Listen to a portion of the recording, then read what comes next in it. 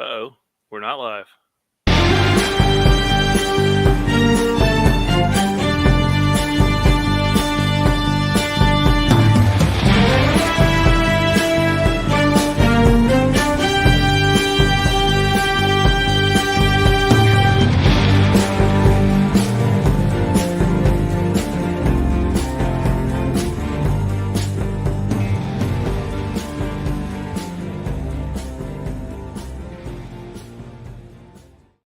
Welcome to the 100th episode of Audible Interlude, a G.I. Joe podcast. I am your host, Dave West, codename Phantom Troublemaker.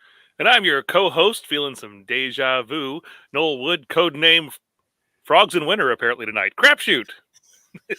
And I'm your Cobra intern that's jumping back to the middle and round again with 100 episodes of pure Audible Interlude love.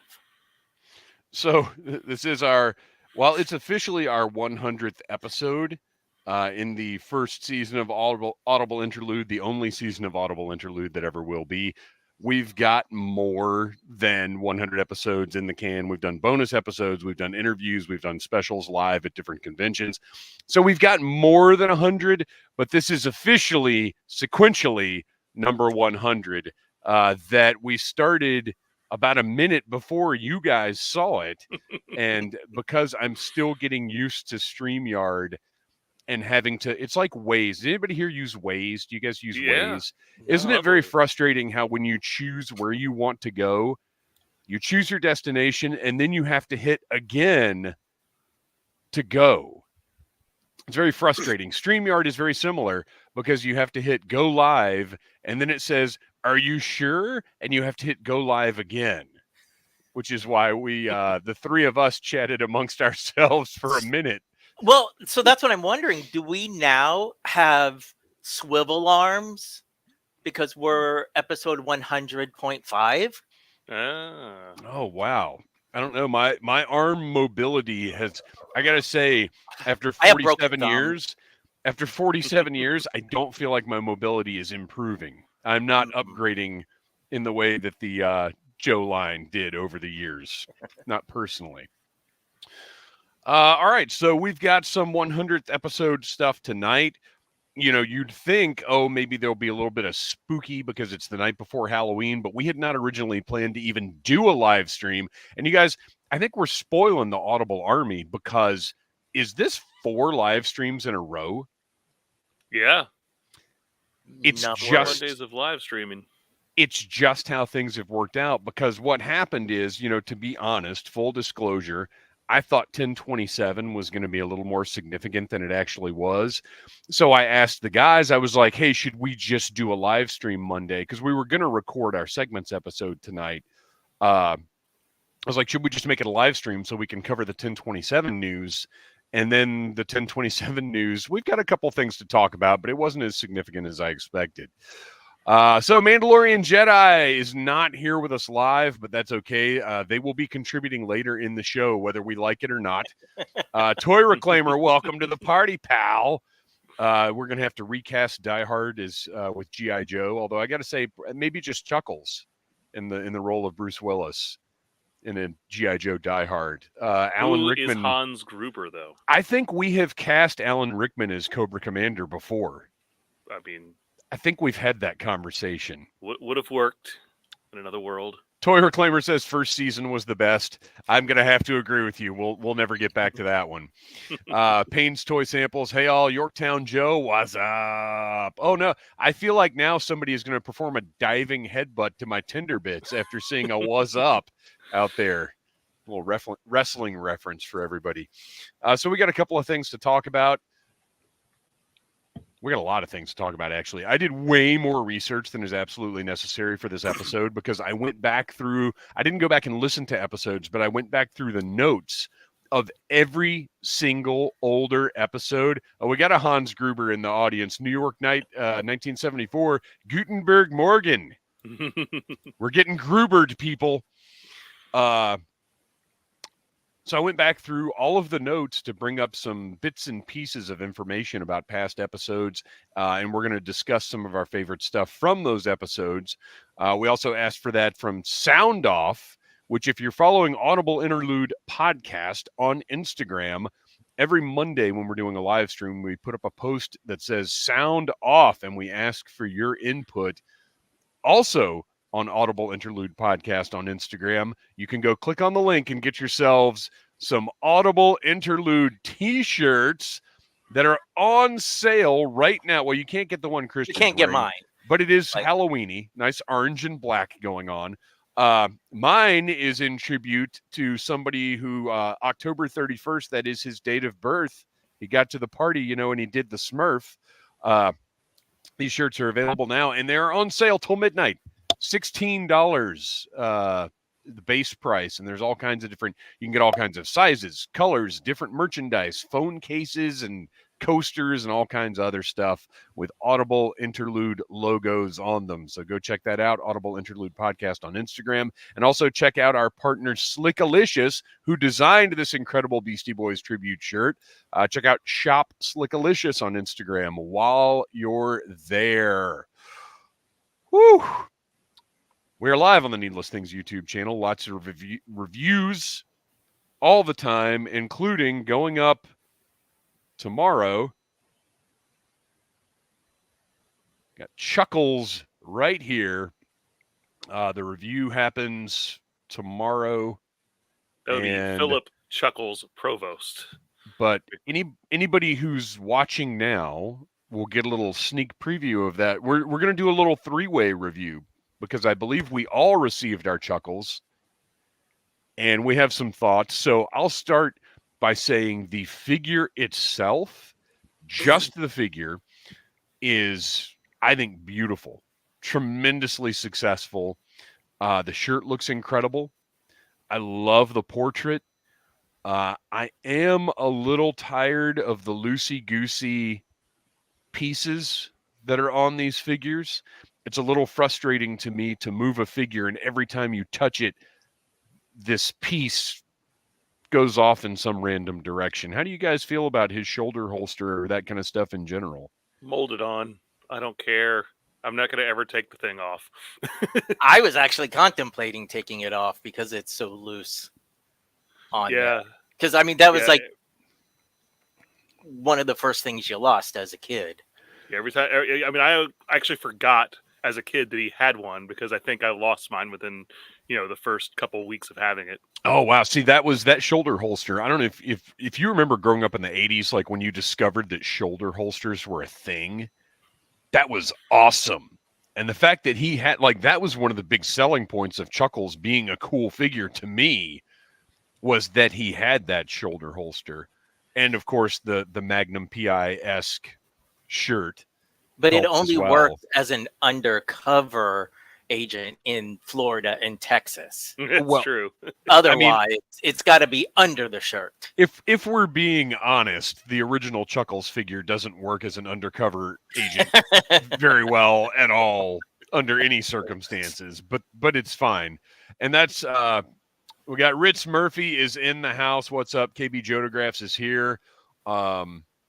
Payne's Toy Samples, just use a little glue to keep it in place. And that's what I think I'm going to do. I had to track down rubber cement for something a year or so ago. Now, it may all be dried up now, but rubber cement is harder to buy than it used to be. But just a little dab of rubber cement, like under each strap on the shoulders, I might do that because it's not permanent, but it will hold it in place.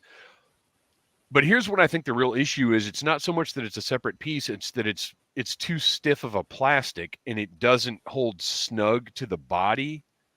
Some of these overlay pieces are like a very soft plastic and they're really snug and they work really well. This one is a little more rigid plastic and it just doesn't want to sit. Like, this is more rigid than some of the weapons that I've got. So I think that's part of the issue as well, is if this was a softer plastic and they had really made it snug to the body, I think it would be better. I know how much we hate to compare what Hasbro does to what Mattel does, but Yeah, we never ever do that. no, not at all. Yeah. But with the Masterverse line, and probably even Origins, you could have put a connector right here, made it a smaller piece, and snapped it so that it could fit tight. Because Masterverse figures, their plastic Yeah. is not all that flexible, but because it, like I said, it all pops on and off, they can make it skin tight. Uh-oh. Noel's lost pulling Noel. the meat. We lost frogs in winter. That's okay. We can continue on. And then some of the accessories are. Did you try putting the handcuffs on yours? No. There is exactly one position where the handcuffs work on the arms, and it's kind of out in front of him, and you can't do anything other than that because the links are so short between the cuffs that's it. It's literally just that one position with no When I was mobility at looking all. at them, I thought, I don't think they intended for these to actually be used as handcuffs, that they want you to use the broken ones because, yeah, there wasn't enough of a chain link between the two of them. It can be done, but it requires a lot of finagling, and I really wish. I mean, you guys know we've talked about it time and time again. If there should be links, I am annoyed if there aren't links. Just like I also received my Deadpool and Hydra Bob with some nunchucks with big ugly plastic solid link. I just hate it. Did you guys try putting the glasses and the headphones? Yeah, the glasses work okay. The headphones work okay. They pop off. Like I wish the glasses would sit on top of his head because I don't want to cover his eyes. But I've got him doing the David Caruso, where he's pulling them off. Yeah. So and that's I must have just gotten a bad set because my glasses do not fit on him at all.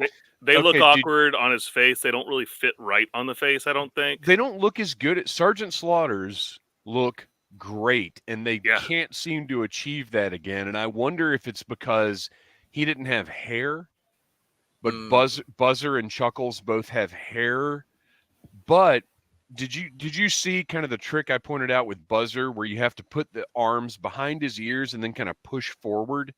Well, and they almost notch into place a little bit. Mine, and curious listeners and you guys, if yours are like this, one side is plain, but the other side has like a notch of plastic, like a rectangular piece of plastic along the piece, and that's what's stopping it from fitting on his head. So my glasses do this. Oh, and while we're same thing, like you can tell it's kind of molded to fit behind the ear, but it doesn't kind of stay. It just bows out, and if you push in and forward against his ears, they stay. I'm not saying it looks great, but they do. You're gonna see it. While we're complaining about an otherwise pretty good figure, the handle on this briefcase is way too small, and the fact that the latches and all the hardware are not painted is lame. Oh, that didn't bother me, but really? Not giving him an actual like fist holding hand so he can carry it. Well, yeah, that would have solved the problem too, because his trigger finger doesn't fit into this handle. No. But at least, like, most of his accessories will fit in there, aside from his extra head and his leg. I even got his fists in there. Oh wow! Oh really? Yeah. If you slide everything to one side, the fists will fit in there too, and it closes just fine. That's how intent. Like Chuckles is a full method. He walks around with extra hands. Yeah, that's not working in his briefcase. I'll have to rearrange that. And then it doesn't look like it's going to have clearance, but there's a lot of clearance on the top. It's kind of deceptive. In the like I said, overall, I really dig this figure, and I'm happy to have it. But the lay is also a problem. It sits too high. It doesn't fit him right. They should have just made it bigger, and they should have made it softer plastic. Yeah, why is the lay more rigid than half the weapons in the Classified series line. This is supposed to be a necklace made of flowers, but it's rigid enough to where it could like support a tank. Compared to all the little droopy rubbery guns we've been getting lately.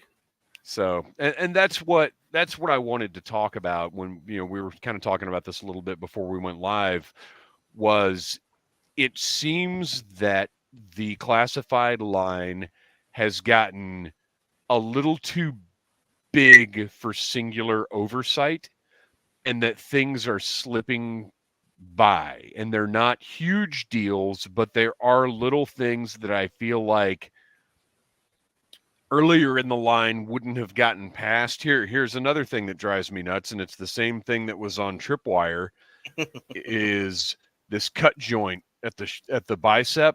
That is horrible. That was the first thing I thought of when I opened him. I was like, oh, Dave is going to have this a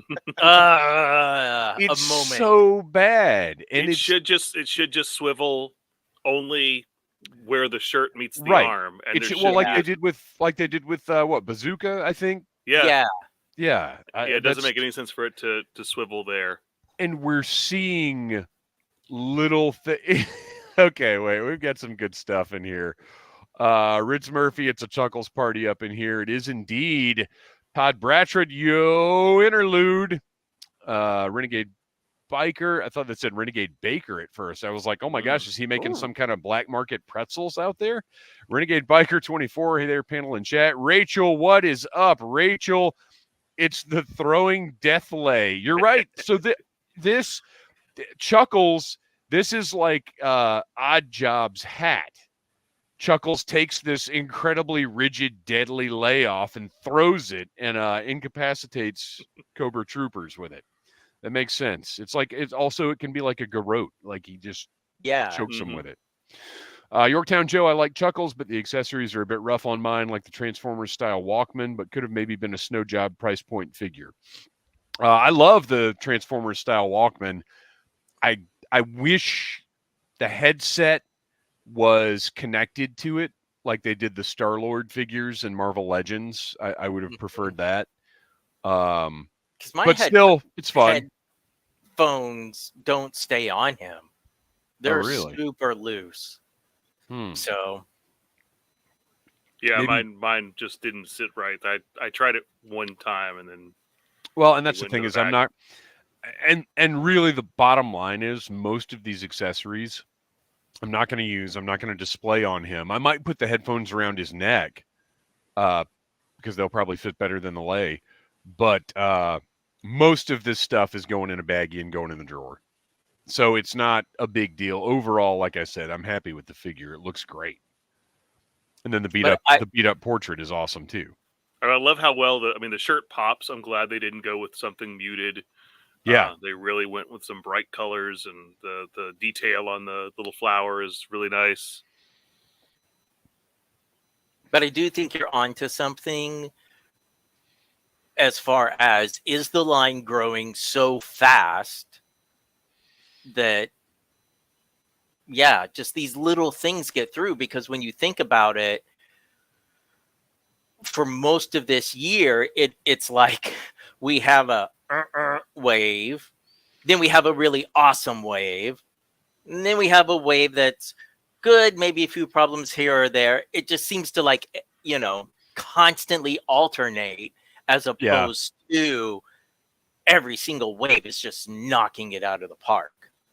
Well, and this line used to be really the high water mark of mass market retail as far as aesthetics, functionality, accessories. Now, there have been complaints about like the colors of accessories and what the accessories were, but as far as their functionality and how they interacted with the figures, it's always been top notch. And now some of that is kind of going away. And I think it's just because so many releases coming out with so much more frequency that they just can't keep up with the quality like they used to. Okay, you know what? While I'm on a bit of a rant here, if you fellas will allow me, will everybody allow me for a moment? Oh, I want to get a good old Dave rant. Now. Yeah, I'm about over it, guys. So just give me a minute here. Hang on.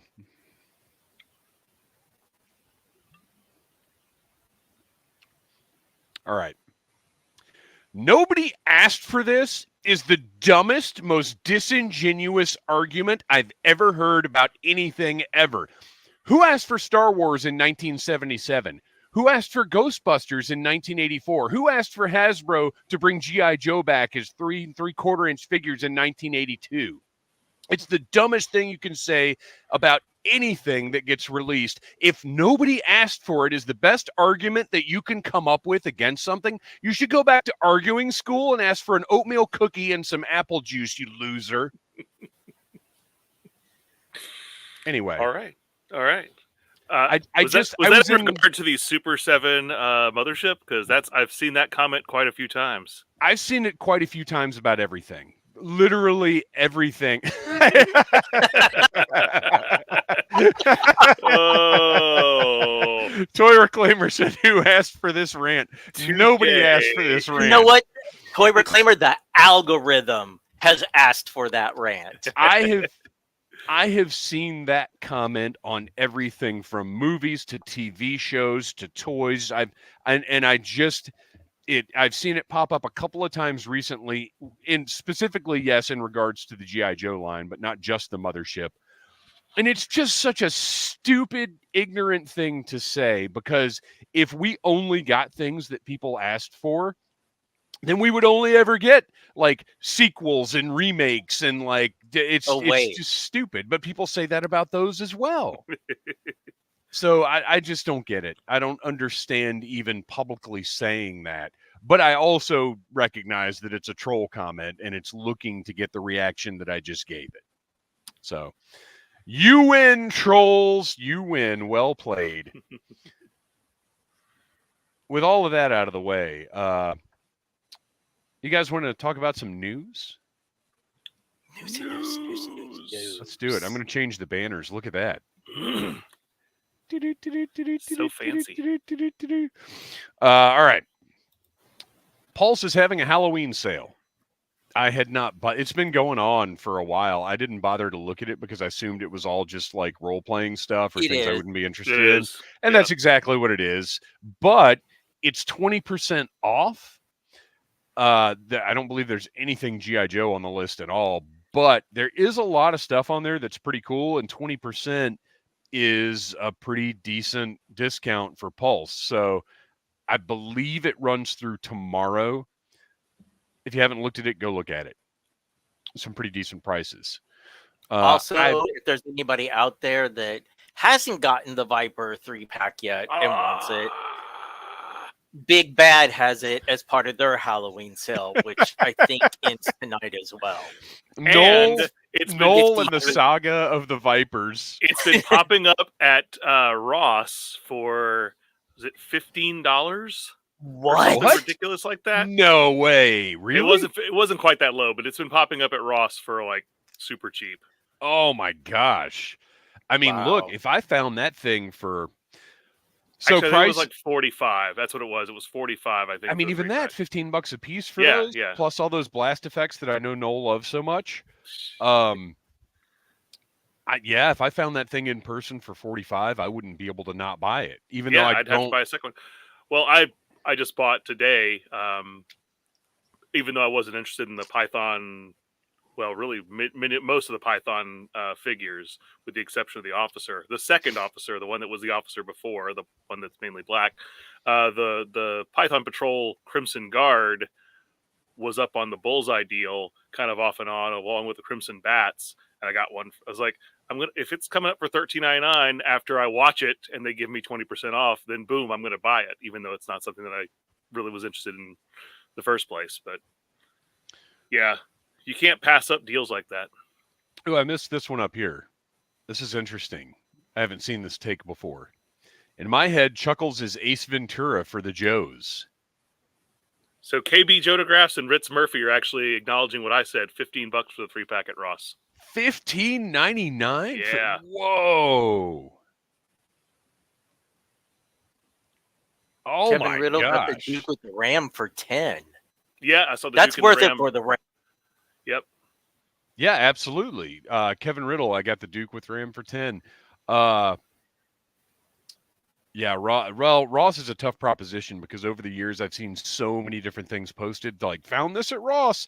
I've never found anything at Ross that I've seen posted online, and I don't know if it's Atlanta or what the deal is. But I no longer let myself get excited about like TJ Maxx, Ross, Ollie's, any of that because I know it's just like New York night, 1974. Saw a video tonight, and the price on the box was $15.99. Yeah, it's timing. You got to be. I Right. still going back to like 17, 18 years ago. Actually, it may not have been quite that long ago, but when the Lego Batman stuff was originally being produced, Yes. I walked into a Marshall. Actually, no, it was a Tuesday Morning store, and they Oh, had yeah. a Tuesday morning used to be a spot. stack of the Arkham Asylum sets for $10 a piece. It was normally like a $70 or $80 set, so I bought like 2 of them. And I should have bought all of them because within a year that Right. thing was selling for $300 on eBay. And that's what people are probably doing, like around, especially around here, because I know Yeah. we're heavy with Joe collectors and with scalpers. So the first person to find that stuff is buying all of it. Yeah, well, especially like the Crimson Guard and stuff like that. I'm resigned to the fact that I'm never going to see a Crimson Guard for $5 at a because dollar. somebody's going to buy every single one of them. Yeah. Will R. Ross and Ollie's, I'd have better luck finding a Child World. Listen, I only recently found out that Child World and Children's Palace were the same thing because we had Children's Palace, and we didn't have Toys R Us. So when I have mentioned Children's Palace before, people look at me like you're high, and I'm like, no. So now that I've learned that they just changed the name depending on the region, but it's out there. It is. So you rock, Will R. Okay, so my Agent Helix was supposed to arrive today from Big Bad Toy Store, but FedEx didn't quite make it. Kind of like what happened last week with my Monster Blaster APC. More on that later. But it's fine because I don't need any more reviews this week anyway. Updates. Super 7 Ultimates Wave 3 are now listed for December shipping, which means if that follows along with how things have been going, Big Bad should actually be getting those any day now, because apparently, if you remember, Brian Flynn had said, oh, well, other retailers getting things before us is going to end at some point. But that point does not seem to be now, because I got, what did I even get? Something recently came from Big Bad several weeks before Super 7 started shipping it. The newest wave of Ninja Turtles, Space Cadet Raphael, Genghis Frog, and the other two. Big Bad got them a good bit before Super 7 started shipping them. So that whole thing has not been resolved quite yet. Ultimates Wave 4, currently listed for March, which I'm going to be honest with you, I'm okay with them being put off because there is so much stuff coming out before the end of the year. Anything that gets delayed at this point, I'm just like, cool. It's a blessing. Yeah, for real. Then Kristian Murphy found some, was it your brother? Somebody found the Ultimates at Walmart. Yeah. That's right. Real quick, Rich Murphy says a guy bought 20 Crimson Guards an hour before I got to my Ollies. Yeah, that's what it's I going hope to be. he but let's gets face irritable bowel syndrome. If I walked into an Ollie's and I saw 20 Crimson Guards and I know I could walk out of there for $100 plus tax, I'd be tempted to do it. Well, right, and that's pass that up. With prices like that, it's like it may just be collectors, just like, well, cool, I'll have 20 of this. Yeah, like that, I can't get super mad about. Builder. Will R. That guy's name was Manager. All right, so Kristian, anyway, you had a my Walmart younger brother discovery that lives up in Indiana sent me a photo. He was at his local Walmart, and they had the San Diego Ultimate Bat, they had the regular bat, and they had Snake Eyes, all at the $55 regular price, no Walmart markdown or anything. But I've not seen any chatter online about the Ultimates showing up in Walmart. So I've seen Well, them and any of our especially seeing a San Diego Comic-Con exclusive one like that one, right, that reeks of like someone returning something to Walmart. but it would have to exist In in their Walmart's system for you to return it. Because Not as a third Walmart party. sometimes won't even take their own items back. So Yeah, I don't. because And I he's have seen it in a said couple of that spots Well, online. it's possible that Walmart, that somebody had a listing for it online through Walmart site, because Walmart sells a bunch of third-party merchandise on Hang their on, site. hang on. Because Toy Reclaimer has just pointed this out, and I remember seeing this now. Brian Flynn has said Walmart is carrying that stuff now. Oh, I totally on missed that somehow. on the Including Full the Force exclusives. podcast. Wow.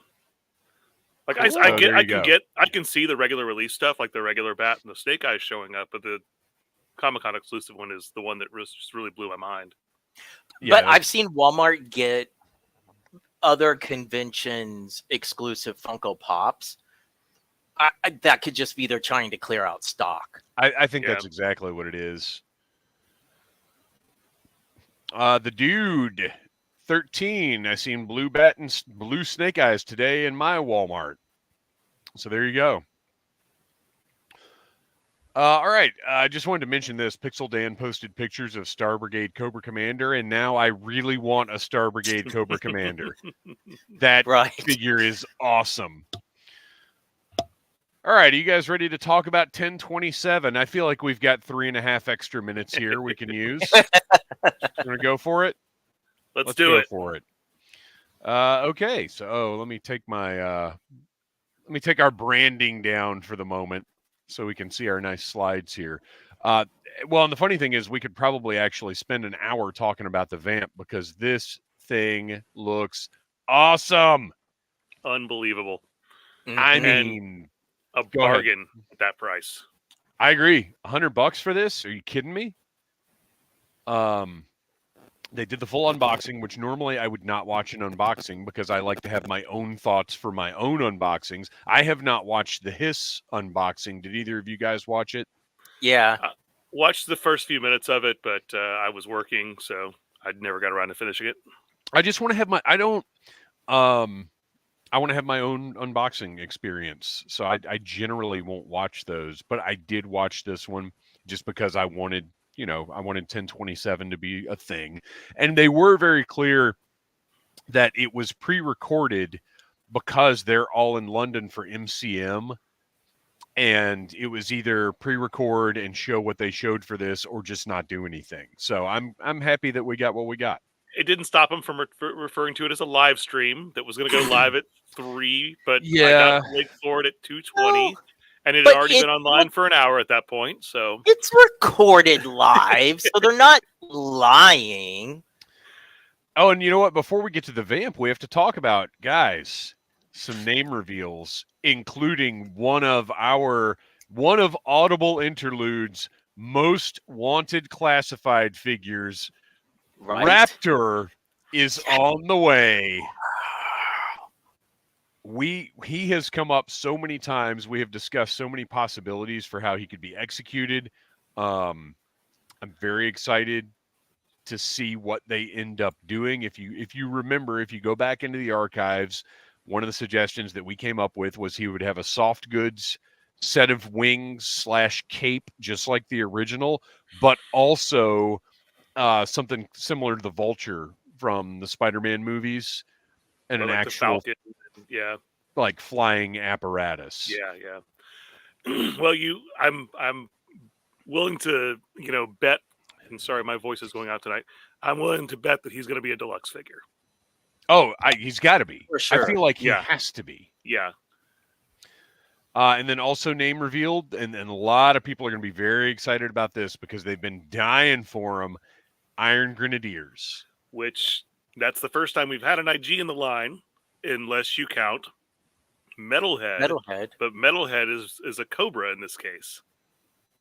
Yep. A Cobra who listens to the Dreadnoks music. So That's he's right. nowhere near the Iron Grenadiers. So yeah, I'm stoked about both of these name reveals. Look, I mean, let's be honest. I think all of us get pretty stoked about anything because it's exciting to think about how something's going to be adapted and classified.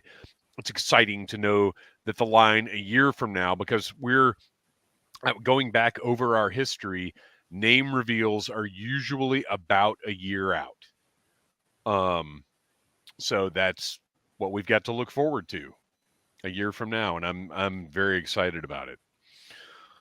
All right, so moving on to the Vamp. Some of this great photography, man. Look at those big giant wheels With rubber tires. with rubber tire. I mean, at this scale, it has to be.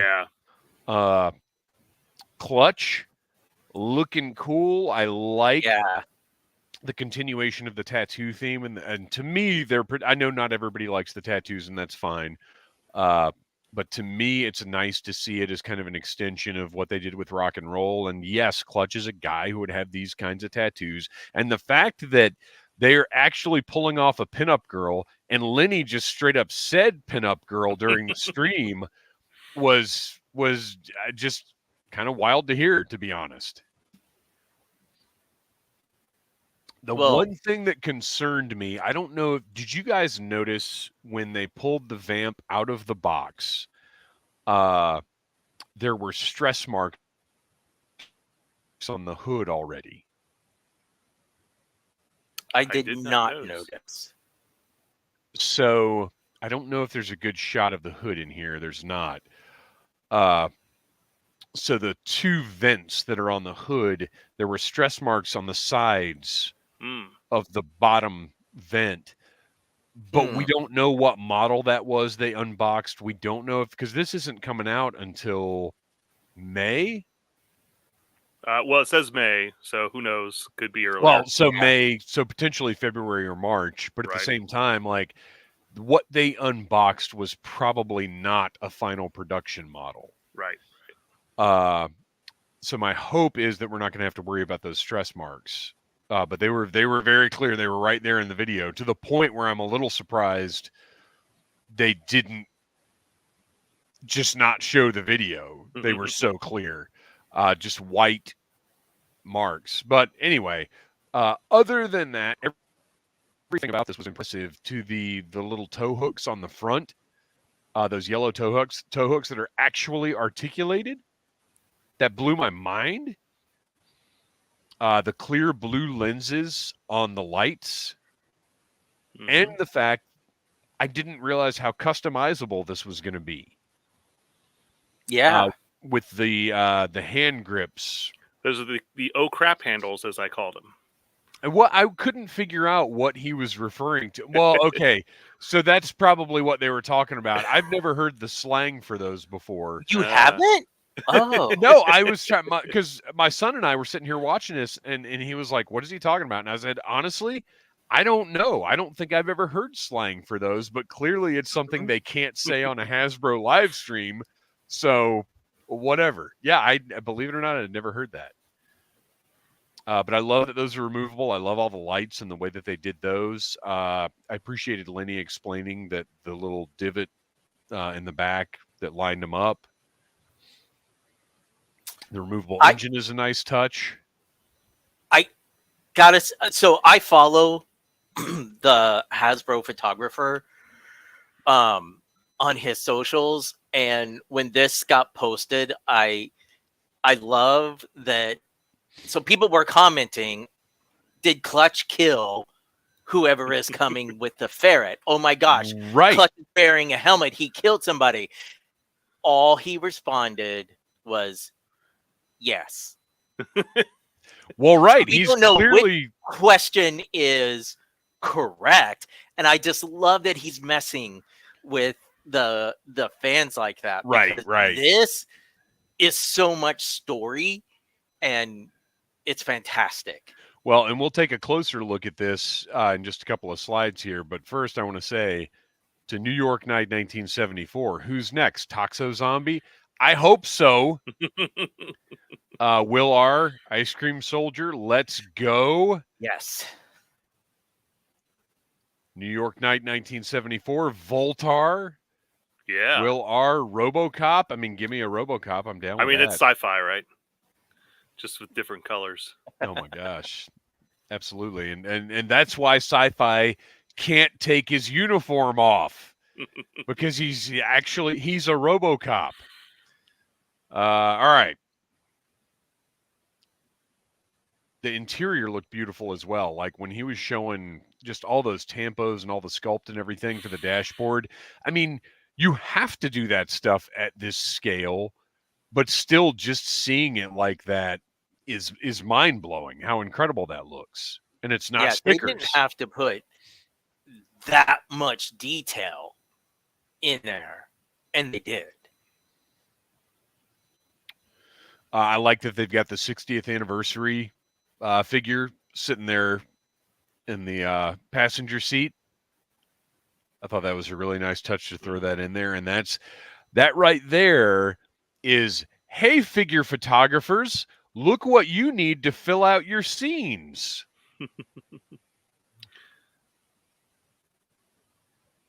How do you guys feel about this helmet? I think it's awesome. I mean, I'm not going to do anything with it. It's a neat looking helmet. It just doesn't really seem to fit the Vamp driver. Like maybe a pilot should be wearing that thing, but that's what I was thinking. It's going to go with my Dragonfly. Well, it's the Steel Brigade helmet though, right? Yeah, but with it's additions. It's like the mouth, like the shark mouth that kind of right. makes it like it should be on a pilot. The shark mouth, kind of like the one that's on the Tiger Cat. That's a land vehicle. Sure, yeah. Kind of like that. I was thinking of the Conquest X30, the first Joe vehicle to my knowledge that featured that. You can put an awesome fanged mouth on anything you want to. I guess so. You just believe in yourself. So here we go. Here's an intro. Well, first of all, this picture is just really cool. I love the way they've got this set up. But let's take a look. What is that? So for the people to be a Stinger driver. For the people who might be listening, we are zooming in on the background of one of the pictures. Somebody who is firing at clutch as he's hidden behind a rolled over Vamp. And I thought that was the ghost of a little boy that was on the set. No, that's 3 Men and a Baby, not G.I. Joe. Sorry. There's okay. You know what? That's what it looks like more than anything. Will R says there's RoboCop, and it does look more like RoboCop than anything else. But I was looking. It's a Stinger driver. Is it? Yeah. I'm like 99% sure that's a Stinger driver. It at least to my eyes, it's a gray color. We got the Vamp, so we know the Stinger is right around the corner. Oh yeah, that's an easy redo. So I was just looking at, because to me, and I think you're right, because what I was seeing is the flesh colored portion on the head. I was seeing that as the bottom part of a face. Well, it looks to me like they've got looks like to me like a Stinger driver based on the current officer figure, but it looks like the helmet's off. And he's only got a balaclava top that happens to be gray. Right. I was just looking at it. I was looking at it incorrectly, because the bottom part of the head, there is a black portion that looks like the mask. I thought the flesh-colored portion was the bottom part of the face, and the black underneath it was part of the neck. But you're right. That would make it RoboCop. Right. I feel bad, because I totally thought you were being facetious when you were like, what is this here? No, I really have been trying to figure it. Well, and also the fact that color-wise, those boots look blue. The uniform looks like a light blue, and he's holding some kind of big cannon thing. So that threw me off. It made one of the Stinger missiles. Well, and it looks like, I don't know if the red is part of his web gear that just happens to be hanging over, if he's just heavily like decked out. See, I thought everything in front of him, from that whatever that white thing is just under the neck, all the way down to the big red square that's just below the waist. I thought that all of that was some kind of very large weapon, which was what was throwing me off as to what is this. But once that's cleared up, you're probably right. It's going to be a Stinger driver holding like a tomato or something. Yeah, I'm guessing we get a new version of this vamp every 9 to 12 months for the next couple years. And that is fine by me. I mean, get you a Stinger, get you a Vamp Mark II. Although I do want okay, what's your ideal order for these? I would want the Stinger next. I would want the Tiger whatever we can't ever remember what is it. It's not the Tiger Paw, Tiger Sting? Tiger Sting. Tiger Sting, yes. Which makes no sense, but the Tiger Sting next. Well, and that's just because it's a Stinger repaint. It's not a right. So, and then beyond that, the Dreadnought. I'd love to get the Dreadnought one. Oh yeah, and it makes me wonder: do you release Heart Wrencher in the line before you do that vehicle? Oh wow, because she would be the obvious fit for it. Yeah, I don't know. All right, moving along. Nice close up of the fire extinguisher that clips into the back as we saw. And then here are all the accessories. And notice we got a couple of jerry cans here. I wonder if we might see those slightly retooled in a future retro buzzer release. Although those don't look particularly backpacky, do they? Nah. I love the machine gun on top. It's a little bit more real world looking than the kind of futuristic one in the original one. Well, I believe isn't it just Serpentor's? The ones that are on Serpentor's chariot? Oh, is it? With just a new new base?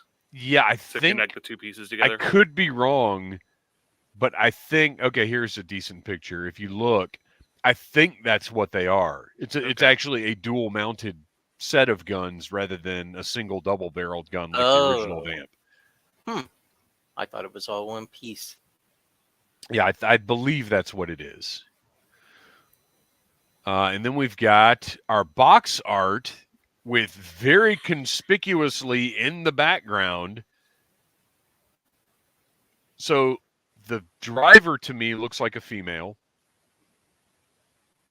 If you look, it looks like definitely a more slender frame. The arms are definitely smaller than any male Joe's arms. The posture, everything. I believe that's a female. But let's talk about the ferret. How does that look to you guys? Very blue, which is not necessarily a bad thing. Yeah, I'm good with that. But as far as the proportions and the way it's designed, it looks a little weird to me. Well, the wheels are way smaller based on the figure that it's placed with than the original one. It looks almost like some sort of cart rather than a four-wheeler. Yeah. I don't know. I'll be curious to see it. I mean, obviously, some of it is obscured behind that rock. And it could just be, this just could be an artistic rendering, too. They may not even have any tooling done on this thing by the time they took this photo. And I got to think this will be probably a Trouble Bubble price vehicle, is my guess. I mean, it's not going to be $100. I was thinking. So very, very curious to see more about this in the future. Oh, we can't get to sound off yet. We're not there. We're still in the news. That's right. All right. So, yeah, Vamp is looking good. Raptor, Iron Grenadiers, great stuff. We also had the MCM London Comic-Con that a couple of pictures came out of, but it was like individuals just sharing on Instagram, so we're not going to steal their pictures here, but we got a better look at Mutton Junkyard. Some diorama pics of them and of Metalhead. I thought they looked good. Did you guys see them? Mm-hmm. Yeah. There's talk that the character that is on Metalhead's package is our sneak peek at Nagahide. When I use my words. When I looked at the box art, I couldn't make it out well enough to make a guess. But what do you guys think of the new packaging? Oh, I don't This know that is I've our even seen that first yet. look at the return of the, plastic. Who shared that where? Oh I god, want 'Cause to I say didn't- I saw it on either His Tank or Full Force. I don't feel Full like I Force saw it on his definitely thing. shared it. I am looking in the chat. Yes, but Full yeah. Force has a good It's post Oh, from Full yesterday. Force was a podcast. Do they have a website? They've got a Facebook page Oh, okay. and probably Instagram and other things too. But I like All right, let's see. that they're still continuing the artwork. yeah, they're fairly reminiscent of what we had before. what we had before. But yeah, I mean, I do miss the.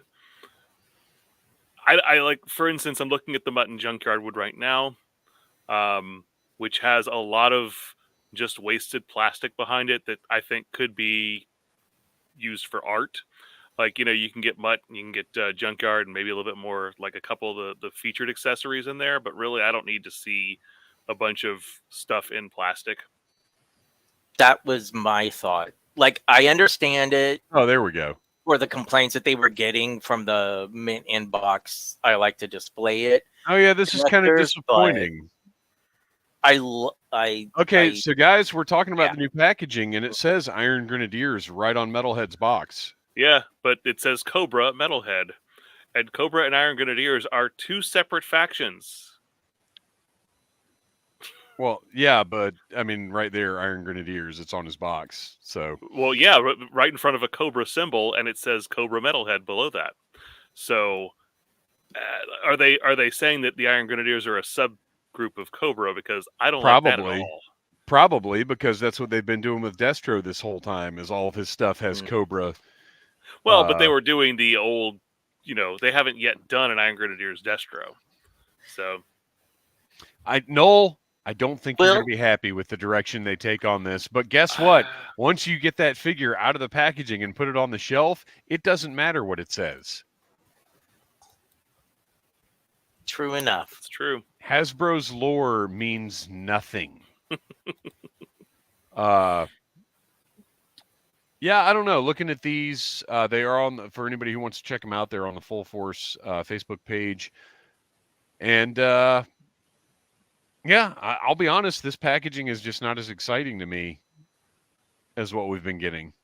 Yeah, I like seeing the figure again, but I don't need, I'd say half of the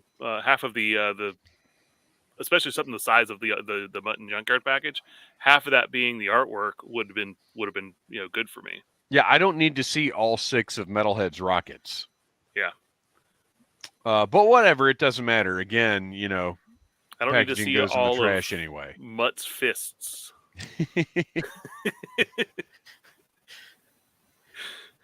All Rich, right. Shh. We try to talk about Deke as little as possible. Well, But it is almost Halloween. So. Rich Murphy is pointing out in the Deke series, Metalhead was a Cobra. It's true, which I think we did mention before when we first talked about him.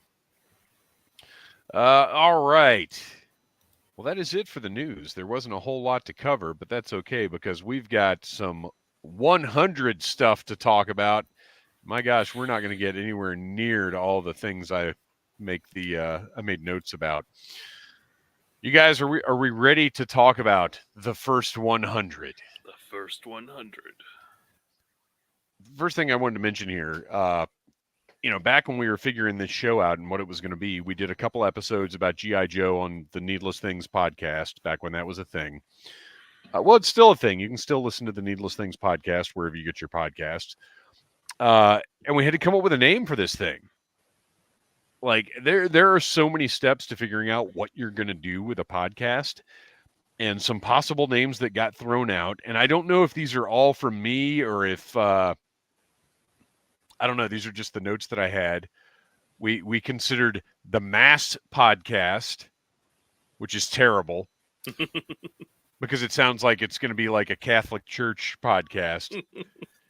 A nice little podcast, which was a reference to a nice little town called Springfield, and Operation Crossfire, a G.I. Joe podcast, which I don't even know what. I mean, obviously the Crossfire is the remote control car, but why would we name a podcast after that?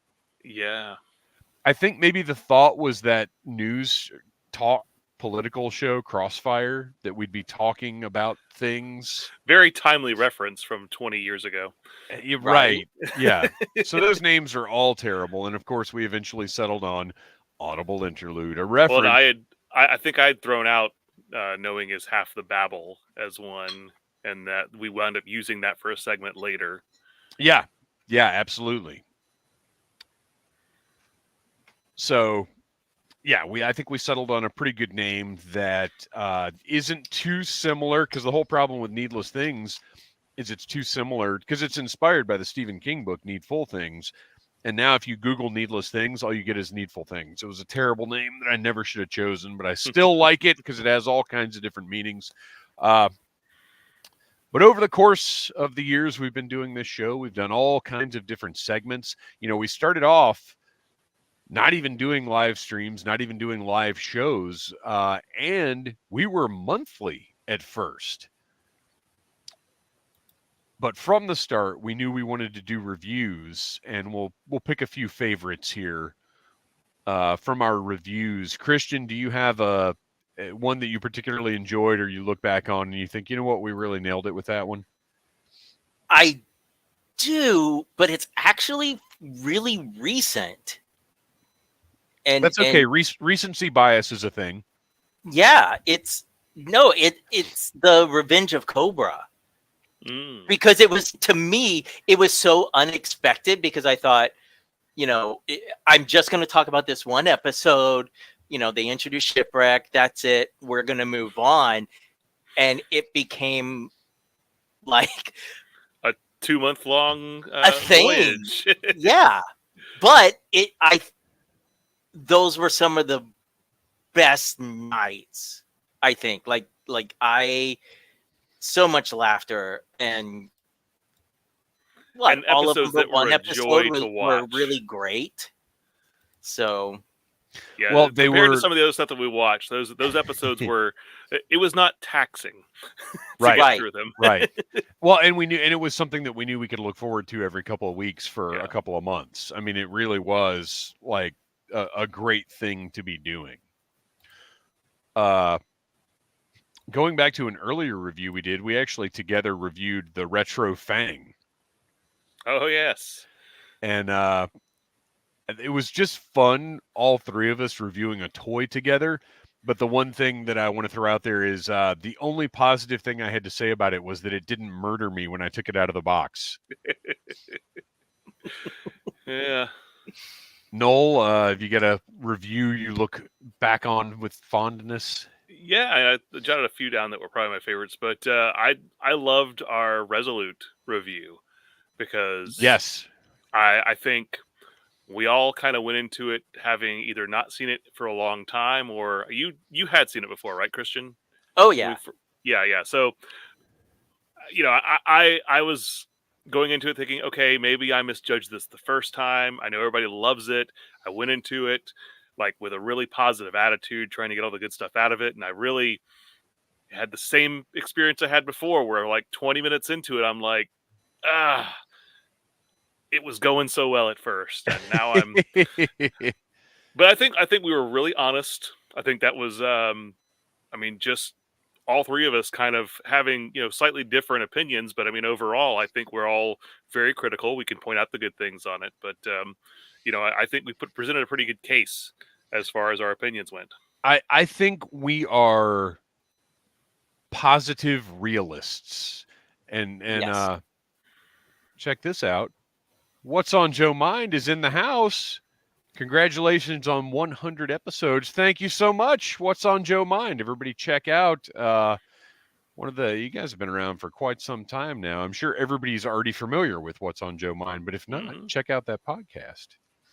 And no, I gotta say that the Resolute review was probably the first time, because when it originally came out, I was one of those who absolutely fanboyed it. And then watching it with that critical eye and the stuff that, from what we had talked about on the podcast, now seeing all these different things that I didn't notice when I had the nostalgia glasses on. And that affected, not in a bad way, but just now every episode that I watch is, things you love about it, things that pull back memories from when you were a kid, but also things where you go, ooh, yeah, he's completely missing an arm there in the animation. Well, and we've talked about that as we've done reviews, is there is a difference between putting something on, just having it on like while you're doing other things, or even just, for fun, and sitting down knowing you're going to be critiquing it for, a podcast or whatever. There's a difference. Your brain works differently. And I think we've gotten a lot of good stuff out of looking at things that way. And for anybody who wants to check it out, that Resolute review, which got a lot of attention actually online. We got a lot of shares from Twitter. His Tank ended up talking about it a good bit. That was on May 7th of 2021. Wow. Is when we reviewed that. 2.5 years ago. It was a while ago. Now, Dave, I am surprised because I assumed your favorite review was going to be the very first one. Yeah, I mean, it's absolutely it's absolutely on the list. It formed so much about this podcast right from the start without realizing, like, no plans. Like, I don't know. No, was that the first time you had heard it? Well, I think I might have. I'd heard it before. I think I'd listened to it on YouTube before. Okay. But it was the first time I think it's the first time I could get through the whole thing. because you knew you had to. Because I knew I had to, yes. Yeah, for what Kristian is talking about, for anybody who may not know, we reviewed the audio mission from Special Mission Brazil, and that's where at the end of the episode, the Cobra, the super subdued, unenthusiastic Cobra comes from that. You can find the full audio on YouTube, and then our review of it that's our 0 episode, or is that our first episode? I think that's our first episode. First episode. Yeah, that's our actual number 1 episode. We also reviewed the commercial for the Real American Hero #1 comic. We had a lot of fun with that one. That was September 30th of 2022. Double Flash. Love Double Flash. And then on January 27th of this year, we did our very first Deke review, The Mind Mangler. Ooh. I still have nightmares. Wow, it took us 2 years to get to Deke. Well, we didn't want to do it. That's true. And I'm glad we did. I was going to throw out another one that I was. Yeah, please do. It was Bazooka Saw a Sea Serpent, which was our Halloween episode, I think, in 2021. Yes. We had a lot of fun with that episode. Yeah, we had a ton of fun with that one. That one produced a lot of good sound bites, I think. Mm-hmm. I think that's when we first learned, at least for the podcast, that everyone out in the world knows who G.I. Joe is. Yeah, that was the first time we, because a lot of this media,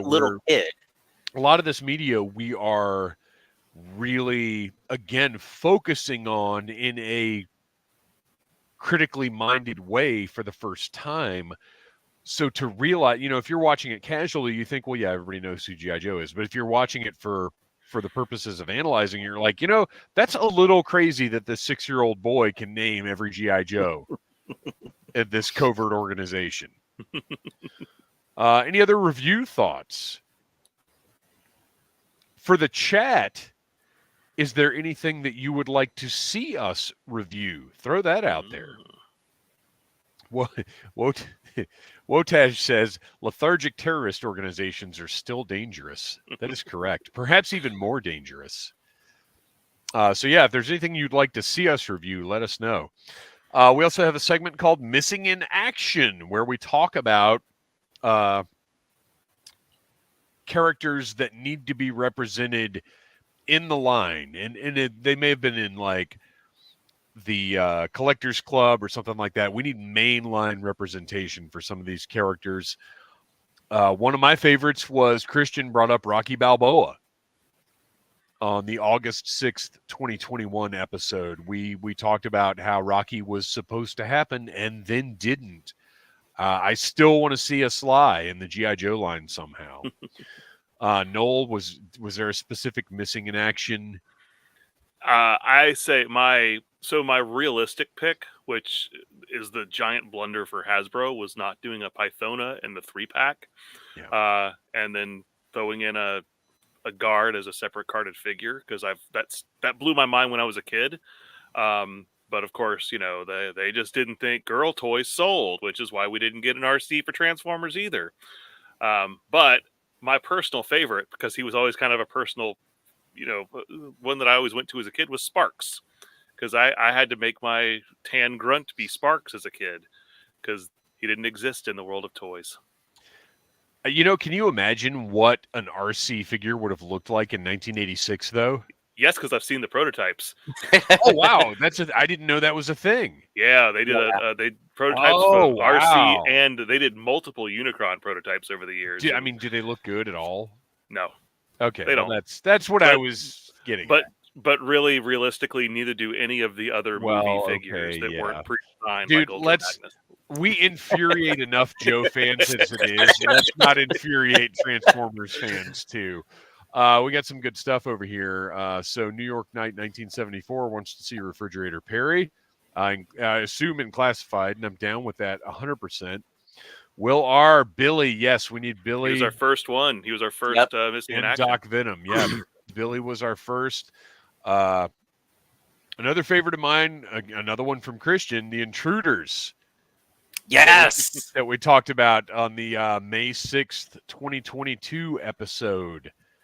But my overall, so Noel, your overall biggest omission that we need, Pythona. Kristian, out of all the missing in actions we've done, what is the one that we need the most? Quinn. Yeah, Quinn, absolutely. My pick was Dr. Venom. I've wanted a Dr. Venom figure since I was a kid. I think he's sorely missing from again, I think he was a Collectors Club release. Yeah. But I want an O-ring. I want a reaction. I want a classified. I want an ultimate. Wouldn't make sense at this point because they really have leaned into Sunbow more than anything else.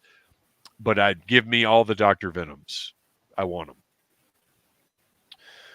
Another segment that we do is Beyond the 80s. This is where, in our notes here, we all know now, but I felt it necessary to put this in the show notes that I sent out so everybody would know what we were talking about. Beyond the 80s, we discussed something other than the core A Real American Hero line. So anything outside of the 80s. And sometimes it's in the core Real American Hero line, but it's just not from the 80s. Yeah, that's true. That's true. Because anything from like 90 to 93, 94. Well, really, honestly, the way that we look at it, I think in general, is our years of 82 to 87. Anything outside of that is really fair game. Yeah, beyond the 80s, we should stick to 90 and up. But I think we could probably talk about Tiger Force. I think we could probably talk about Python Patrol. We've got a little leeway for that now, maybe. Ritz Murphy, do get out of here with your Mind Mangler figure you want to see. Except I'd buy it, so let's go. Hey, the episode's terrible, but I would buy that figure. Yes, I would too. Absolutely. Oh, I like this one too. Old Snake figure in an Autobot Synthoid 5-pack. I am surprised that we have not gotten that when you think about how was it the Transformers Collectors Club, they made the RC Springer human versions. They didn't do all of them though. They never did release an Ultra Magnus or a Rodimus, I don't believe. Oh, I think okay. they only ever did RC. Will R says Honolulu. We've talked about Honolulu a bunch of times on the show, 100%. Yeah. New York Night 1974, Headhunters, and any DEF member. This is just stuff we want in classified now. Yeah. Which, hey, you never know. If it's got some longevity, then I'm sure we're going to see a lot of those. Ritz Murphy, Worlds. Didn't we reviewed Worlds Without End, didn't we? I don't think we ever went through and reviewed it. Oh, we've wow. Talked about it a bit. We've never... I know we talked about it in like our segments about like some of our favorite episodes or some of our favorite scary episodes, but we never did a full review of it. Oh, wow. Remember, Revenge of Cobra was the first time we did a multi-parter. That's right. Oh, wow. Okay. But now that we broke that seal. Well, sort of. Because we sort of stealthily reviewed both parts of that Christmas episode of Renegades. Just because I think we all went back. We all watched the first part before we watched the second part. Yeah. Just for context. Okay, well, and this is a good point. What's on Joe Mind says G.I. Joe Collectors Club made Old Snake. He came with a transforming bat. But for our intents and purposes, we don't count Collectors Club stuff as mainline releases. That just over the years, that stuff was very expensive. To be honest, a lot of it is not the best quality figures you've ever seen. In general, with Missing in Action, we mean we wanted in whatever the current mainline was or is at the time. So Collectors Club, while they filled a lot of holes, they didn't necessarily fill them all that well all the time. Okay, so beyond the 80s, one of my favorites that we did, and one that I think got a lot of conversation, the Stars and Stripes set from February 1st, 2021. It's one of my favorite ones we've done. And I brought that one up because, to me, that was their biggest miss. That's the biggest miss in the history of G.I. Joe. Because that was, to me personally, what should have gotten me back into G.I. Joe back in 1997. And it was such a colossal failure that I didn't collect again for another, 15 years. Unsurprisingly, I bought it. It worked for me, and I continued collecting Joe basically from then until now. So if that tells you anything about my standards, well, just please ignore it and move along. Kristian, have you got a favorite beyond the 80s?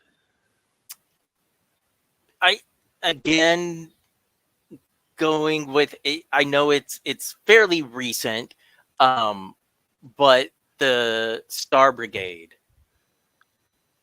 I get, and I'm sure everyone that listens to this podcast knows, I get a kick out of making you look at figures that you never would have thought of or noticed before. And the fact that you went on that night and had to get the Super Trooper was just the Robo Joe. Robo Joe was icing on the cake. I think that you should get a commission from eBay for how much money Dave had to spend based on your suggestions. Robo Joe, who, by the way, is an appropriately Halloween-y figure.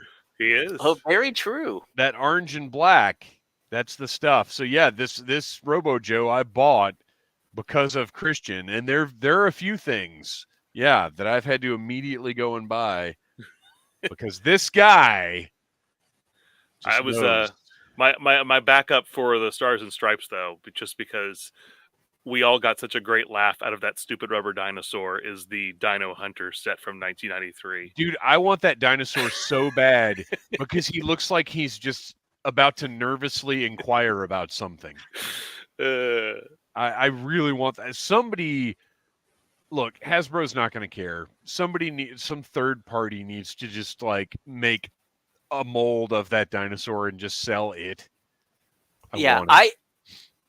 honestly, when I go to like Walmart's or Targets, I look in their bootleg section because usually they'll have like plastic dinosaurs, Yeah.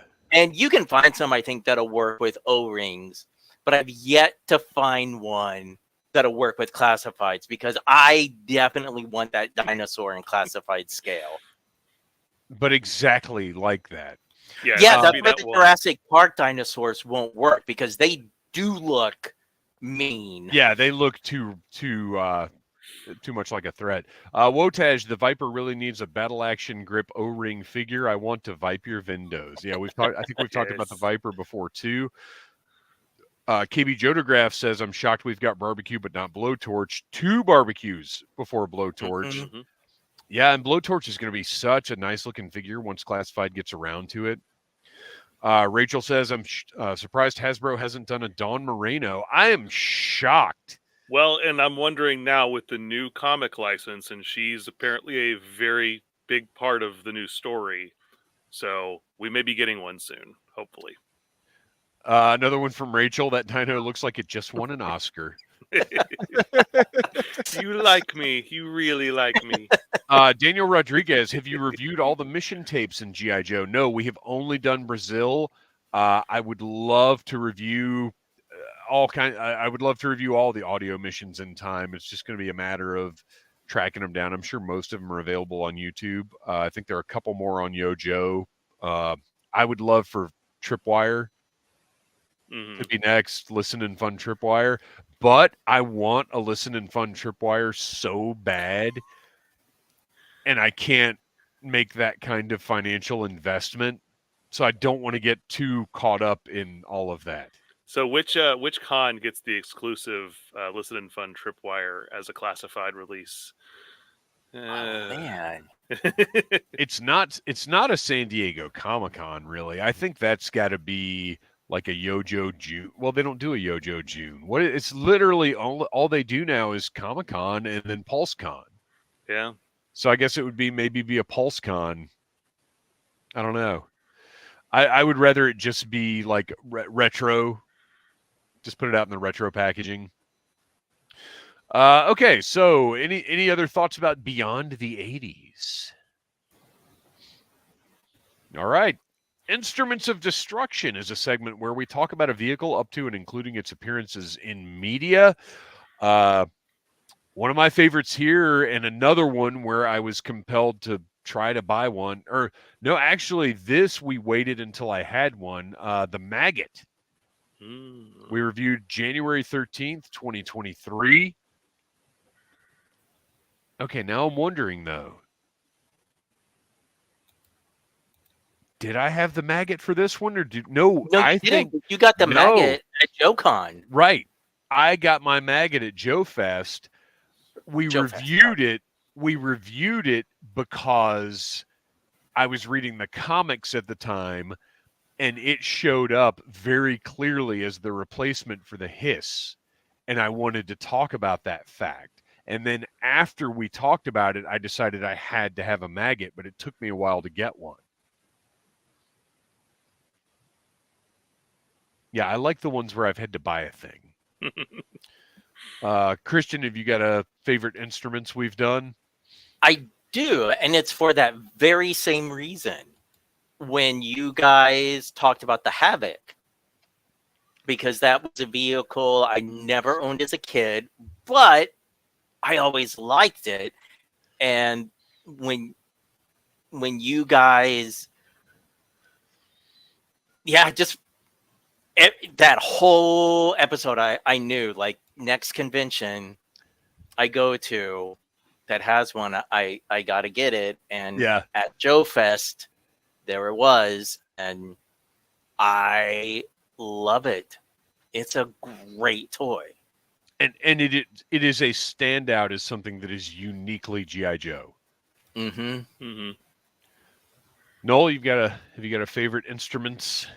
Yeah, well, I'm gonna mention first. The first one we did was my pick, which was the Slugger, and so I wanted to start with something super iconic. So I went with the Slugger.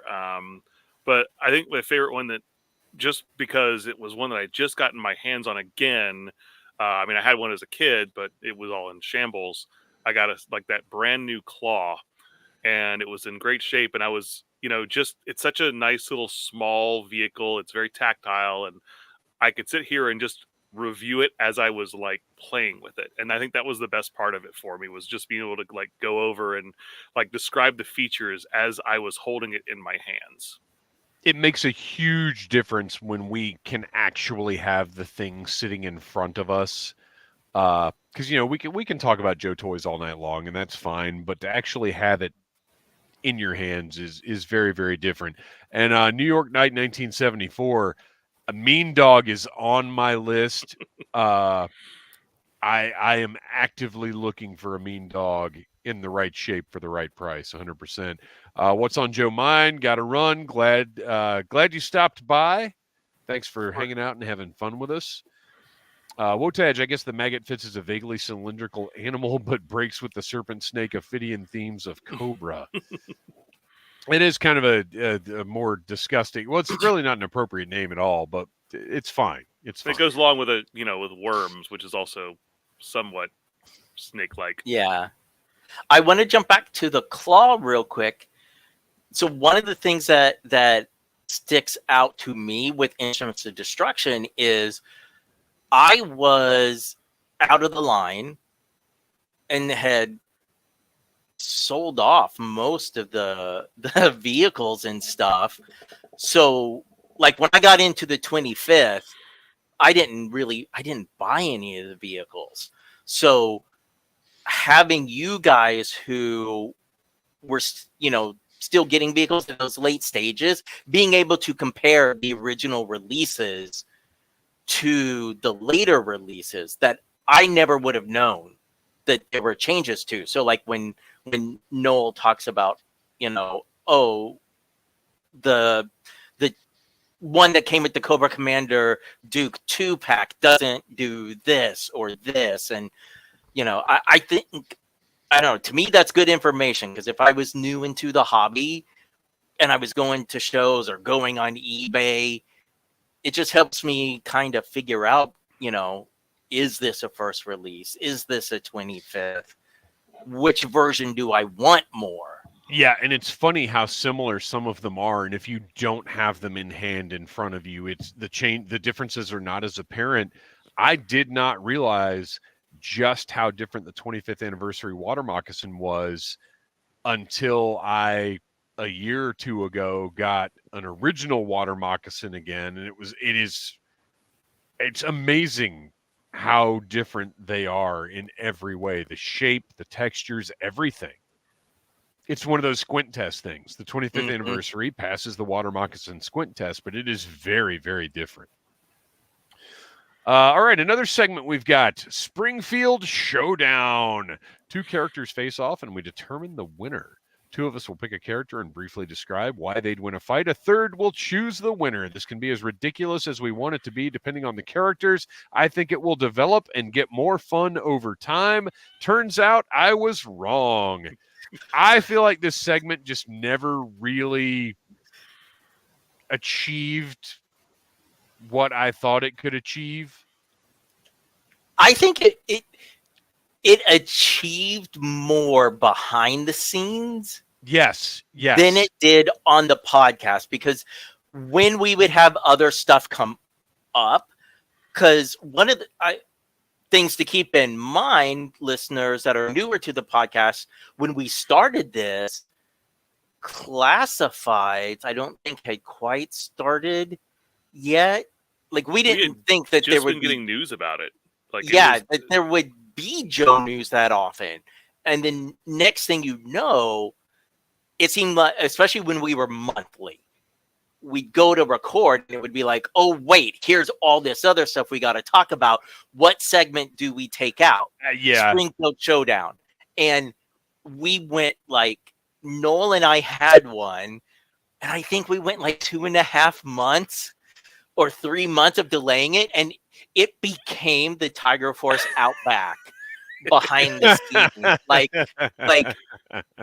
it was so funny. And in a weird way, I was hoping it would never come back because this was like the running gag of our podcast. But you, the listeners, would never know that.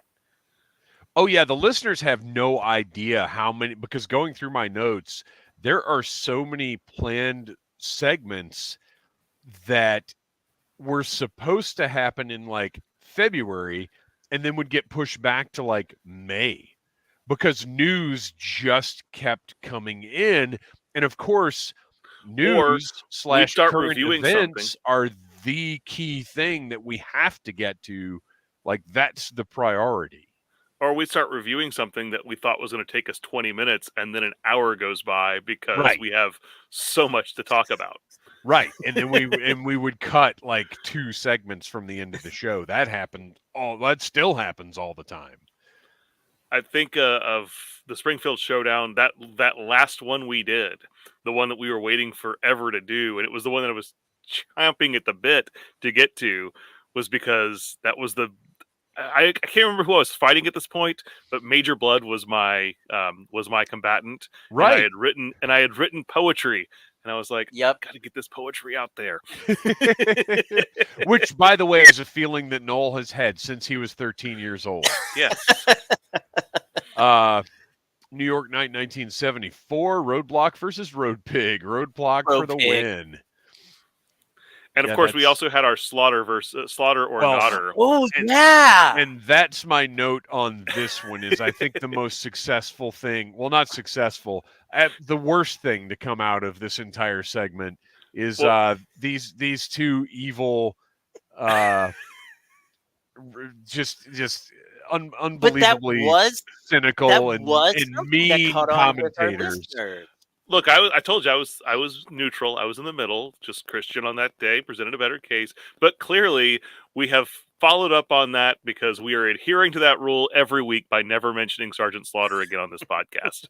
Right, exactly. He's been stricken from the record. Yeah, just for anybody who hasn't listened to that, when it was on April 2nd of 2021, we determined whether or not Sergeant Slaughter should be a part of G.I. Joe.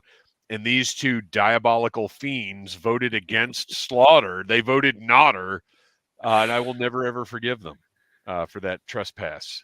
Well, I will never forgive him for picking those colors for his Marauders. So, well, and clearly the fans didn't either because it looks like no more Marauders are coming down the line in classified. So, it looks like in that instance, Kristian was right. Knowing is half the babble is the from the start, as Noel said, it was something that he brought up, and we decided to turn a potential show title into a segment. We each get a little bit of time to ramble about anything. Do you guys remember any babbles that were particularly stood out? I didn't make notes about these like I have about everything else.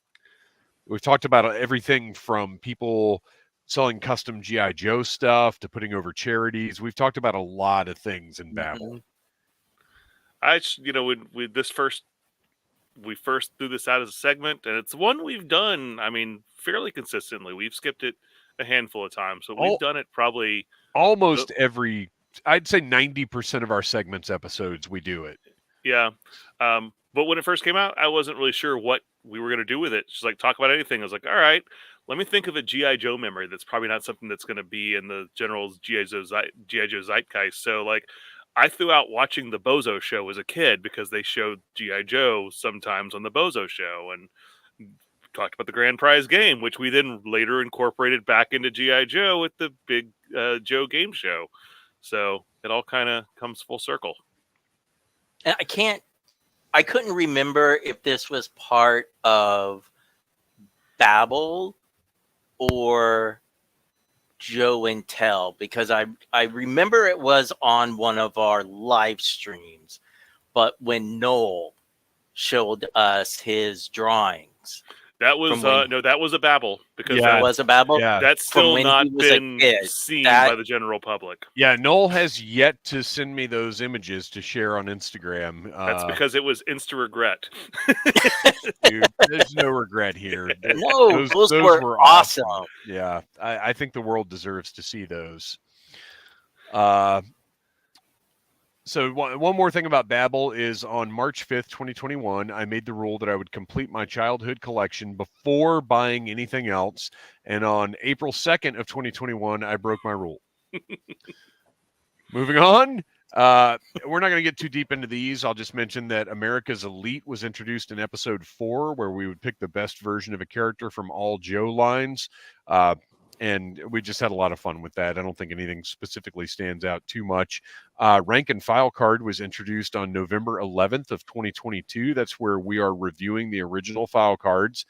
And then my dad, codename Mongoose, started his input on January 13th of this year. And we will have more Rank and File cards coming soon. That was such a good, and that just put a great new spin on it. It really has. Yeah. That really made the segment, it was the one thing it was missing. Yeah. Yeah, and people love it. And then we started Sound Off on January 6th of 2023. And Sound Off, if you don't know, follow Audible Interlude Podcast on Instagram. Every Monday when we're doing a live stream, we will put up a post that says Sound Off, and we will take your suggestions as what to talk about. And that brings us to, guys, guess what? Sound Off. We asked this time around for things specifically related to the first 100 episodes of Audible Interlude. What are some of your favorites? Silent Interlude said, I really like the Joe and Tells, even if I'm just listening, but I also really enjoyed the ongoing saga of the Revenge of Cobra, but only parts 2 through 5 review. But we did all 5. Yeah, but those were the only parts with Honda Lou. So I'm with you, Silent Interlude. Did we go back? Wait, did we go back and get number 1? We did. Yeah, it we was started with 2. We started with 2 and we went 3, I don't think 4, we went back 5. to 1. Yeah, we did. I don't know. I think we went 2, 3, 4, 5, and we're like, okay, we're done. I don't think we went back to 1. I thought we went back and did 1. I think we did 1 after we did. I thought we 5. did. Yeah. Okay. Yeah, because we had to figure out how Duke got captured. Yeah. I mean, we all know how Duke gets captured every time. He does it on purpose. I think so. Because he's part of Cobra, as we determined. Griddle Games, a lot to choose from, but I did enjoy the Delta 17 guys and the very detailed rundown of their line. More in depth than I was expecting. And that was an incredible, they came on one of our live streams and were showing the figures, doing them in the round. Like it was a really good conversation. Yorktown Joe, too many great things to choose just one. I really like Joe and Tell as well as half the Babbel segments. But if I had to pick just one, and I'm your Cobra intern who blank. Love all the clever things Legion Cub brings to set the mood every episode. Aww. So say we all. Hillbilly Harper, how can I pick just one? They're all amazing. Well, thank you so much, Hillbilly Harper. We appreciate you listening and hanging out with us when you can. Rachel Salinas, Rank and File is a cool segment. Yeah, we have a lot of fun doing that one, and I'm always looking forward to what my dad's going to say about the Joes, especially as we get further into the line and they get a little wackier. Oh, here we go. Let me take a deep breath for our pal Mandalorian Jedi. All right. I understand that some may find this hard to believe, but some of my favorite parts of the show have come to be the imaginative supposals with which our fearless hosts are often forced to grapple. In a manner similar to Lewis's creation of the fictional world of Narnia, they take characters of whom they have a deep knowledge and suppose them into a world or situation and imagine the possibilities that can be extrapolated. What Joes would survive a zombie apocalypse, and who of the group would inevitably be eaten? What Joes would board a Cheyenne-class dropship and find themselves hurtling towards LV-426 on an express elevator to hell? And who would inevitably be eaten? Or which Joes and Cobras would match on Tinder? I often wonder if Dave ever wakes in a cold sweat, remembering having once said that he enjoyed these kinds of questions and wanted to get more of them. And does he regret having made that statement so incautiously in my presence, having now been subjected to my incessant questions and my insistence upon writing in an excessively elaborate and often confounding style? I do appreciate, though, the diligence of all of our hosts in making this show for us, because I don't think they do it all for the tremendous financial gains. While prep time and technical issues may vary, each episode is prepared with care toward the audience and subject and a Sauron-sized eye toward fun and humor. Congratulations on 100 live streams, and here is to a few hundred more at least. Now, we have not done 100 live streams, but this is 100 episodes, and good Lord, Mandalorian Jedi, control yourself, fellow. Brevity is the soul of wit. Yorktown Joe, agree. Mongoose has good insights. He spent a whole lot of time in the military. That's all experience. Wotaj, will there ever be a Rankin Bass segment? All right. Well, I'll tell you this right now, Christmas is Wotaj. coming. We are making a note for a Christmas episode. Good call. Daniel Rod 35, since it's Halloween time, pick a Joe or Cobra and describe their horrific death. To which I responded, we're looking for favorite moments from Audible Interlude this week for our 100th episode, but save this for next time, which I typed without really thinking about the fact that it is Halloween adjacent.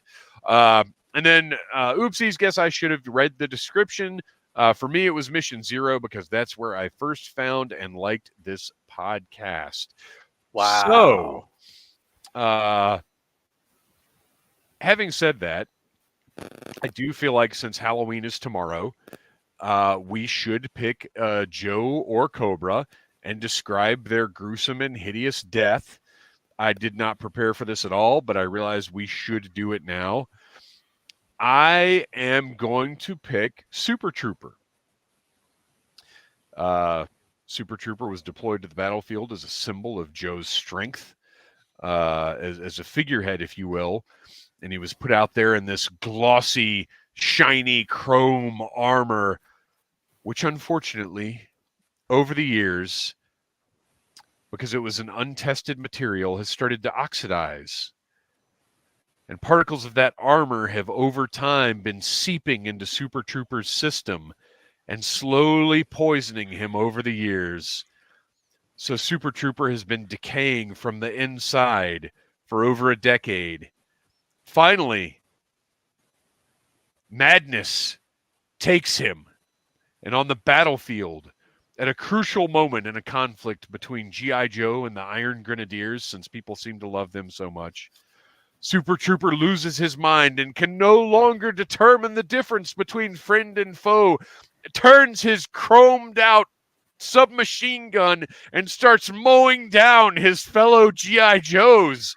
Rock and Roll, horrified at what he's seeing, turns his own massive machine gun on the Super Trooper, and knowing the impenetrable chrome armor cannot be pierced by bullets, plows 1,000 rounds right into Super Trooper's face, ending the madness and sadness that his life had become. We need an animatic or stop motion. That was amazing. You guys got anything on that one? I don't know if I could top that. So you don't have to top it. I mean, I mine was can't just going to top it. involve Crocmaster breaking his leg while on patrol on Cobra Island and just succumbing to Fiona and all of her babies being slowly eaten. Solid. I like it. That's good stuff. Mine isn't necessarily gory. Xandar is walking around the Terrordrome, and obviously, because it's part of his file card, no one sees him. No one notices him. He's like standing right in front of Zartan, and nope, nothing. And he gets this weird tingly feeling, kind of like when your leg falls asleep, and it just starts creeping up his whole body as he continues to televipers. Troops gets on the communication screen contacting G.I. Joe, and they're just looking at a blank screen. And that tingly feeling gets stronger and stronger until finally he just fades away into nothing because he didn't exist. I in thought people's this was hearts. going to become a Sixth Sense retelling, that he's actually been no. dead the whole time. I thought it was No, going to be. no. I thought it I was think going to be Memoirs of the Invisible Man, or no, not Memoirs. The one with Kevin Bacon. I thought it was going to turn into Hollow that. Man. Hollow Man. Hollow Hollow Man. Man. Yes. Nope. Lots More of ways you could go. Twilight Zone. Yeah, absolutely. All right. What a sad bunch of stories we've just told, and what better way to wrap up the 100th episode of Audible Interlude than with massive downers. Sometimes we'll surprise you with the way we do things. Oh wait, Will R. Quick Kick dies after his BS victory over Storm Shadow. His feet succumb to frostbite. I'm with What was you, Frostbite but doing with his feet? I mean, he should be busy driving the snowcat. Oh man. oh, You guys, you're once anything but syphilis. once again, we have had an incredible time sitting here talking about G.I. Joe. Thank you to everybody in the chat that joined us, all the listeners who are checking out the audio version this Friday. Our next live stream is next Monday. We're going for 5 in a row. Noel and Kristian, it's been a great time. But before we go, Kristian, where can we find that toy photography that you do oh so well? You can find me on Flickr and Instagram under the name Legion Cub. Noel, why don't you tell us a little bit about The Finest? The Finest is a international G.I. Joe costuming club that raises money for a great organization called Canines for Warriors. Check out thefinestcc.com or the Finest Recruitment Center on Facebook if you're interested in dressing up like your favorite Joe and joining us. And everybody, remember, you've got until midnight tonight for the TeePublic sale. $16 starting price for all the Audible Interlude gear. Check out Audible Interlude Podcast on Instagram and the pinned stories there. We are on X at G.I. Joe Audible. Our music is by Andy Samford of electricminnowmusic.com. And until next time, yo, Joe! Cold.